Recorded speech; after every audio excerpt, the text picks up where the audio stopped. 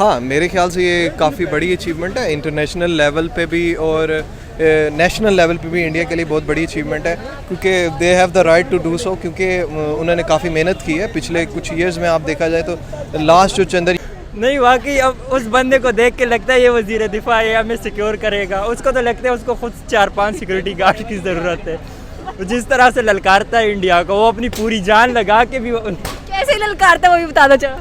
नहीं, वो जिस तरह डांस चढ़ जाता है उसको जी, वो 6 सितंबर पे जिस तरह उसकी एक डांस की वीडियो भी वायरल हुई थी तो वही है, वो बाद में वो 6 सितंबर पे अक्सर कहता है कि इंडिया सुन लो, हम कश्मीर लेंगे, ये वो। उसके बाद पता नहीं उसकी क्या हालत, 2-3 दिन तक तो शायद वो नींद से भी ना उठे।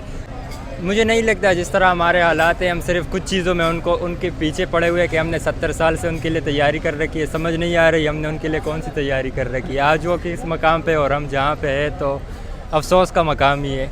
इंडियन साइंटिस्ट को इतनी ज़्यादा इज्जत दी जाती है, अब्दुल कलाम की बात कर लें, प्रेसिडेंट बना दिया गया। जी बिल्कुल, क्योंकि वहाँ वो उनको मिज़ाइल मैन का लक़ब दिया गया। पता नहीं उनको और भी मतलब वो उनको सही रिस्पेक्ट करते हैं और वहाँ पे शायद उनकी IT इस वजह से भी काफ़ी काम कर रही है। वहाँ की जो इसरो है तो उनके चीफ़ को आजकल जिस तरह सोशल मीडिया पे प्रेज़ मिल रहा है और जो अप्रिसिएशन मिल रही है, तो आई होप के एक दिन पाकिस्तान भी उसी लेवल पे पहुँच जाए। देख अल्लाह का शुक्र। आप सुनाएं। मैं बिल्कुल ठीक ठाक। सर, मेरा सवाल आज का यह है कि इंडिया चंद्रयान 3 सक्सेसफुली लैंड कर चुके हैं 23 अगस्त को मून के ऊपर और उन्होंने उसको अपना नेशनल स्पेस डे डिक्लेयर कर दिया है। क्या कहना चाहते हैं इस पर? बहुत खुशी की बात है और इंडिया जिस तरह उनकी IT वगैरह उस पर डेवलपमेंट हो रही है तो उनके लिए अच्छी बात है और हम बस यही जेलस होते रहेंगे सारी ज़िंदगी जिस तरह उनसे होते आ रहे हैं। जेलसी कभी ख़त्म नहीं होगी? जेलसी की बात तो है मगर पाकिस्तान को भी ऐसा करना चाहिए। आपको लगता है पाकिस्तान करेगा? मुझे नहीं लगता जिस तरह हमारे हालात हैं, हम सिर्फ कुछ चीज़ों में उनके पीछे पड़े हुए हैं कि हमने 70 साल से उनके लिए तैयारी कर रखी है। समझ नहीं आ रही हमने उनके लिए कौन सी तैयारी कर रखी है। आज वो किस मकाम पे और हम जहाँ पे है तो अफसोस का मकाम ही है। हमने मिस्टर इंडिया की ग्लासेस लगा ली है। हाँ जी, हमें कुछ नज़र नहीं आ रहा, हमारी आवाम को भी नज़र नहीं आ रहा। यहाँ पे फॉर एग्ज़ाम्पल स्टूडेंट्स भी है तो सारों से आप पूछ ले कि बाहर मतलब प्लान क्या है स्टडीज़ के बाद, तो सारे ही यही कह रहे हैं कि फ़ॉरेन कंट्रीज़ वगैरह। तो हम खुद ही अपने मुल्क के लिए कुछ नहीं करना चाह रहे। आप भी बाहर जाना चाहेंगे? मैं तो एग्जैक्टली भाई, ये जो हालात चल रहा है तो मैं तो एग्जैक्टली जाऊंगा भाई। अब मजबूरी है तो जाना तो पड़ेगा। तो आपको क्या लगता है पाकिस्तान के जो साइंसदान है उनकी कभी कोई तरक्की नज़र आई है आपको? पहले मतलब उन्होंने अपनी कोशिश की है लेकिन उनको वो इज़्ज़त और मकाम नहीं मिला जो मिलना चाहिए था, तो इस वजह से अब किसी ने उस काम में उनको इंटरेस्ट नहीं रहा जिस तरह उनको उसका मकाम मिलना चाहिए था। हमने अब्दुल कदीर खान के साथ किया है, आपको लगता है कि उसके बाद कोई साइंटिस्ट बनना चाहेगा? मुझे नहीं लगता, मतलब वो वाला स्पिरिट वो अब 0% रह गया है और उनके मतलब उन्होंने जिस तरह अपने आखिरी अय्याम वगैरह गुजारे तो उसको देख के वो तो सारों के लिए अब सबक ही बन गए। उन्होंने अपने आखिरी अय्याम में ये बात की कि मैंने गलती की पाकिस्तान की मदद करके। बहुत यानी उसको वो चीज़ नहीं मिल गया ना जो वो चाहता था, तो ये उसका हक बन। मतलब ये स्टेटमेंट सुनने के बाद दिल काफ़ी हमारा भी दुखी होता है कि मदद की ऊपर से मदद के मिला क्या आपको? जी देखे, बात ये है ना कि मतलब उन्होंने जो भी कारनामे वगैरह सर अंजाम दिए उनके बाद सारा प्लान उन्हीं पे आ गया कि आपने ये किया, तो इस चीज़ से क्योंकि उस वक्त पूरी स्टेट उनके साथ खड़ी थी, बट बाद में उनको जिस तरह आइसोलेट किया गया तो उसको देखते हुए कोई भी ये रिस्क आइंदा नहीं लेगा। इंडियन साइंटिस्ट को इतनी ज़्यादा इज्जत दी जाती है, अब्दुल कलाम की बात कर लें, प्रेसिडेंट बना दिया गया। जी बिल्कुल, क्योंकि वहाँ वो उनको मिज़ाइल मैन का लक़ब दिया गया। पता नहीं उनको और भी मतलब वो उनको सही रिस्पेक्ट करते हैं और वहाँ पे शायद उनकी IT इस वजह से भी काफ़ी काम कर रही है। वहाँ की जो इसरो है तो उनके चीफ़ को आजकल जिस तरह सोशल मीडिया पे प्रेज़ मिल रहा है और जो अप्रिसिएशन मिल रही है, तो आई होप के एक दिन पाकिस्तान भी उसी लेवल पे पहुँच जाए। देखो मसला क्या है, इंडिया और पाकिस्तान का मसला क्या है। जब हम आज़ाद हुए तो क़ायद आज़म के साथ क्या हुआ, उसका एम्बुलेंस ख़राब हुआ। फातिमा के ख़िलाफ़ क्या हुआ, केसेस बन गया। जुल्फ़िकार अली भुट्टो को देखो, उसके साथ क्या हुआ। देखो उधर जो है ना डेमोक्रेसी है, यानी आज़ाद है। यहाँ पे जो है ना माशाल्लाह है, यानी फौज यहाँ पे हुक्मरानी कर रही है, जो इस्टेब्लिशमेंट है ये है। तो ये जब होगा ना तो हम चांद पे ये नहीं सोच सकते कि हम चांद पे जाएं। माशाल्लाह का चांद तो दूर, हम तो किसी और सियारे पे जाने के काबिल ही रहेंगे। जी बिल्कुल, क्योंकि हर एक मुआशरे की तरक्की सिविल सुप्रीमेसी होती है, बट यहाँ पे तो हर जगह आपको पता है कौन बैठा हुआ है, तो उस वजह से भी वो भी एक फैक्टर है। और जिस तरह इंडिया 70 हमारे साथ ही आज़ाद हुआ है, बाकी कई ममालिक ले ले तो वहाँ पे एक्चुअल में डेमोक्रेसी है और सिविल सुप्रीमेसी को उन्होंने वाकई आने दिया। और डेमोक्रेसी वहाँ पे असल मानों में अगर टॉप पे डेमोक्रेसी में कोई कंट्रीज़ है तो उनमें इंडिया का भी आज एक मकाम है दुनिया में।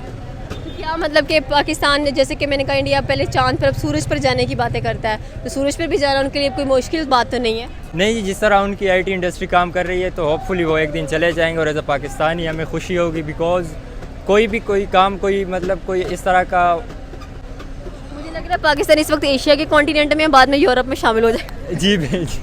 जी बिल्कुल, बाद में शायद वो पाकिस्तान भी आए कि ये भी एक अलग चांद है, इसको भी डिस्कवर करते हैं, इसके लिए अलग एक वो मिसाइल वगैरह लॉन्च करना पड़े उनको, तो होपफुली दुनिया के कई ममालिक के लिए ये भी एक फिर डिस्कवरी बनी हुई है, डिस्कवरेबल प्लेस शामिल होगा दुनिया के लिए। अरे सही कह रहा है, हम भी कल को कहीं डोलेंगे, लोग बनाएंगे स्पेस क्राफ्ट, प्लेन्स बनाएंगे पाकिस्तान, चलो डिस्कवरी करनी है यहाँ पे क्या है ऐसा। एक बात सुनो, इंडिया ने जो चंद्रयान का ट्राई किया फेल हुआ, वे चंद्रयान 2 का ट्राई किया फेल हुआ, चंद्रयान 3 का ट्राई किया फेल हुआ ना, तो पाकिस्तान को मैं एक सजेशन दे रहा हूँ कि आप ऐसा करो, जो परवेज़ खटक की ना उसको 3-4 गुब्बारे डाल दो, वो भेज दो, बहुत अच्छा इन्वेस्टिगेशन करेगा। 3-4 गुब्बारे काफ़ी है उसके लिए, बहुत ज़्यादा है, यहाँ स्पेस क्राफ्ट बनाए, बहुत एक्सपेंस भी कमाएगा, बस भेज दो इसको। एक्सपेंस 10-12 रुपये। इंडिया ने तकरीबन पता नहीं कितने 610 करोड़। जी 610 करोड़। हमारे यहाँ तो 2-3 गुब्बारे लेने उसको बिठा के एक प्लेट में भी वो आ जाएगा, वो काफ़ी अच्छी इन्वेस्टिगेशन कर पाएगा। गुब्बारों पे लेके भेजना क्या है, आ रहा है कबूल करो इंडिया। नहीं उसको इंडिया नहीं, उसको चांद पे वही कह रही हूँ ना, इसरो इस वक्त चांद पे स्पेस क्राफ्ट आ रहा है, खटक कबूल फरमाओ। खटक साहब के लिए क्या बोले, उनका तो कोई वो हमारे, कैन यू इमेजिन, वो हमारे वजीर दिफा थे जो खुद उनकी अपनी कुव्वत मुदाफ़ियत इतनी कमज़ोर है, वो हमारे वजीर दिफा बने हुए, तो हमारी सिक्योरिटी का मैं क्या बोलूँ, मैं सिक्योरिटी के माँ बहन है कोई। तो अब ये चीज़ें दुख से कह रहे हैं, लेकिन क्या करें, हंसी आ रही है। ये दुख ये है, तो बाद में असल दुख क्या है? नहीं वाकई अब उस बंदे को देख के लगता है ये वजीर दिफा है, हमें सिक्योर करेगा, उसको तो लगता है उसको खुद 4-5 सिक्योरिटी गार्ड की ज़रूरत है। जिस तरह से ललकारता है इंडिया को, वो अपनी पूरी जान लगा के भी कैसे ललकारता है वो भी बता दो चलो। नहीं वो जिस तरह डांस चढ़ जाता है उसको। जी वो 6 सितंबर पे जिस तरह वो उसकी एक डांस की वीडियो भी वायरल हुई थी। क्या डांस की वीडियो थी? वो इमरान खान के जलसे में पता नहीं कोई पुश्तो तराना था पीटीआई का, तो उस पर वो डांस वगैरह कर रहा था, तो उसके बाद मीम बनी थी कि डांस के बाद तो उसको एम्बुलेंस की ज़रूरत पड़ेगी। तो वही है, वो बाद में वो 6 सितंबर पे अक्सर कहता है कि इंडिया सुन लो हम कश्मीर लेंगे ये वो, उसके बाद पता नहीं उसकी क्या हालत, 2-3 दिन तक तो शायद वो नींद से भी ना उठे, तो अब क्या कहें हम उसके बारे में। लास्ट क्वेश्चन मेरा फिर से वही है कि इंडिया ने इतना कुछ एक्सप्लोर कर लिया, इतना कुछ डिस्कवर कर लिया, इन्वेंशंस की जा रही हैं वहाँ पर, जैसे कि मैंने कहा कि पाकिस्तान शायद कल को हमें अमेरिका के कॉन्टिनेंट में, यूरोप के कॉन्टिनेंट, यार अफ्रीका में तो नहीं मिलने वाला। अगर अफ्रीका में मिल गया तो बताइए, इंडिया का भी अभी क्या बोल रहा है, जिस जगह पे उसने लैंड किया ना चंद्रयान 3, वो कह रहे थे कि ये सारा ज़मीन हमारा है, उसका दावा कर रहा है ना, तो कितना फ़ख्र की बात है। हम इंडिया वालों पे फ़ख्र करते हैं, हमारे लिए एक रोल मॉडल में, हमारी पड़ोसी ये काम कर सकते हैं तो हम क्यों नहीं कर सकते। हमको वो जो है ना वो फैसिलिटी नहीं दी जा रही है यहाँ पे तो आप खुद देख लो क्या हो रहा है। कोई लोग बिजली का बिल जला रहे, कोई एक करता है, कोई एक पार्टी के पीछे जा रहे, कोई हमारा ये सिस्टम है, तो हम एक ख़ास सर्कल के अंदर है ना। हम सारे अफ्रीका में मिलने वाले हैं। जी अफ्रीका के जंगलों में मुझे लग रहा है अफ्रीका के जंगलों में या युगांडा बुरंडी वगैरह कहीं मिलेंगे, लेकिन वो ये बातें मजाक की हद तक ठीक है, लेकिन इंशाल्लाह मुझे उम्मीद है एक दिन आएगा पाकिस्तान तरक्की की राह पे गामजन होगा और हम अपने इस कब्रों में होंगे। जी, और हम पता, लेकिन हमें देखना नसीब नहीं होगा, इतना तो पता है, जिस तरह अगले इस 1 साल में इन्होंने जिस तरह के हालात बना दिए हैं, तो होपफुली। आपसे बात करके बहुत अच्छा लगा मुझे। अस्सलाम वालेकुम। वालेकुम अस्सलाम। क्या हाल है सर आपका? बेहतरीन। सर मेरा सवाल बेसिकली आज का ये है कि चंद्रयान 3 की सक्सेसफुल लैंडिंग के बाद इंडिया काफ़ी ज़्यादा खुश नज़र आ रहा है और उन्होंने अपने कह लें कि 23 अगस्त को नेशनल स्पेस डे डिक्लेयर कर दिया है, तो क्या कहना चाहते हैं कि एक तो अचीवमेंट एंड सेकंड इसको एक नेशनल डे डिक्लेयर कर देना?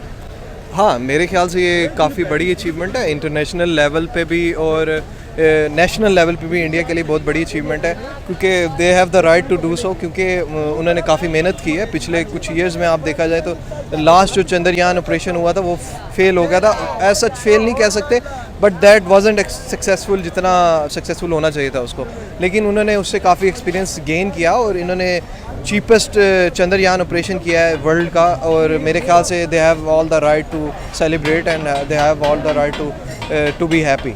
तो क्या कहना चाहते हैं कि जिस तरह से वो अपने साइंटिस्ट को खिदमत सर अंजाम देते हैं और उनकी रिस्पेक्ट करते हैं, पाकिस्तान के साइंटिस्ट उनके साइंटिस्ट में क्या डिफरेंस है, एंड यहाँ पर इतना इंपॉर्टेंस या प्रोटोकॉल क्यों नहीं दिया जाता है एज़ कम्पेयर टू दैम? यहाँ पे हमारे कौम की एज सच हमारे नेशन की प्रायोरिटीज़ थोड़ी डिफरेंट है।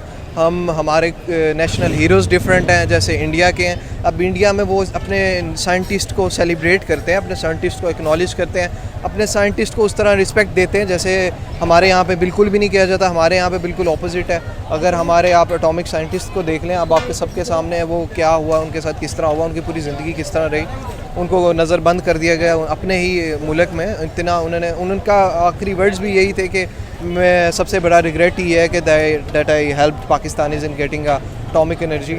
तो मेरे ख्याल से हमें इस तरह एक्नॉलेज करना चाहिए जैसे इंडिया अपने साइंटिस्ट को कर रहा है। इंडिया ने इतना एक्नॉलेज किया, जैसे कि हम अब्दुल कलाम की बात करें तो उनको प्रेसिडेंट बना दिया गया इतनी बड़ी अचीवमेंट्स के बाद। अब आपको पता है, मैं एक दफ़ा उसका एक इंटरव्यू भी सुन रही थी जिसमें एक बच्ची पूछती है कि आप बैक बेंचर थे या फर्स्ट बेंचर थे, तो उन्होंने कहा that I was the last bencher और मैंने वहाँ से उठकर यहाँ की जर्नी तय की है। मतलब उसने कोई बड़ा चढ़ा के नहीं बताया मैं टॉपर रहा, मैंने ये किया, मैंने वो किया। इतना अच्छा मतलब कि उसने बच्ची को आगे से रिस्पॉन्स भी दिया। शो नज़र आया कि एजुकेशन क्वालिटी किस लेवल की है। एग्जैक्टली वहाँ पे इंडिया में आप देखा जाए तो टेक्निकल नॉलेज लोगों की, अब आप दुनिया के सबसे बड़े बड़े CEOs देख लें तो वो सारे इंडिया से ही हैं, इंडिया से ही करते हैं, क्योंकि वो अपने साइंटिस्ट को, अपने जो टेक्निकल उनके लोग हैं उनको वो एक्नॉलेज करते हैं। अब वहाँ पे इंस्टीट्यूट्स इस तरह के हाई लेवल हैं कि वो इस तरह का टैलेंट लोगों को आउटसोर्स कर सकते हैं। वो अपना फिर उन्हीं के लोग जो IITs आप देख लें, अराउंड 27-28 समथिंग IITs हैं पूरे इंडिया में, तो वो अपने ही लोगों को एक्नॉलेज करते हैं। उनके लोग उस तरह की high quality of technical education हासिल कर रहे हैं,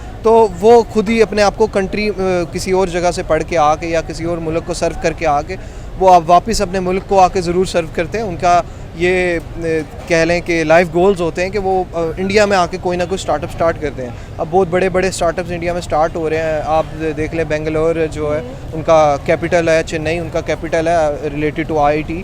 तो उनके जो ग्रेजुएट्स हैं वो अपने मुल्क की, जिसे कहते हैं ना, उनकी प्रायोरिटी ये है कि हम अपने मुल्क के लिए कुछ काम करें। लास्ट क्वेश्चन मेरा ये है कि अगर हम कंपैरिजन करते चले, जैसे कि आपने कहा कि वहाँ पर उनके जो सिविल सर्विसेज के उनके जो एग्ज़ाम्स होते हैं वो भी बहुत टफ कंसीडर किए जाते हैं। USP मुझे एग्ज़ाम मेरे माइंड से अभी स्किप हुआ है, मतलब कोई सेकंड नंबर पर आता है। IIT उनका फर्स्ट नंबर पर आता है एग्जाम्स, और ये वाला जो है ये सेकंड नंबर पे आता है। हमारे CS एंड PMS को तो काउंट भी नहीं किया जा रहा। एग्जैक्टली वहाँ पे जो टॉप उनका सर्विस कमीशन के जो उनका टेस्ट होता है वो मेरे ख्याल से UPSC है, जो काफ़ी मेहनत के बाद लोग पास करते हैं और उनके कैंडिडेट्स भी काफ़ी मेहनती हैं। आप उनको लेवल ऑफ एजुकेशन पता लगा सकते हैं। और हमारे सामने पीछे जो हमारी पंजाब यूनिवर्सिटी है, यहाँ पे around most of the students CSS की तैयारियां कर रहे होते हैं। बेशक वो टेक्निकल एजुकेशन ले रहे थे, बेशक जो भी कर रहे थे, PhD के स्टूडेंट्स भी बैठ के CSS की तैयारियां कर रहे हैं, क्योंकि उनको एक दे वांट द पावर, क्योंकि वो छोटे शहरों से, छोटे इलाकों से आते हैं, तो वो चाहते हैं कि उनको वो टेस्ट ऑफ पावर मिल जाए जो वो बचपन से चाह रहे थे।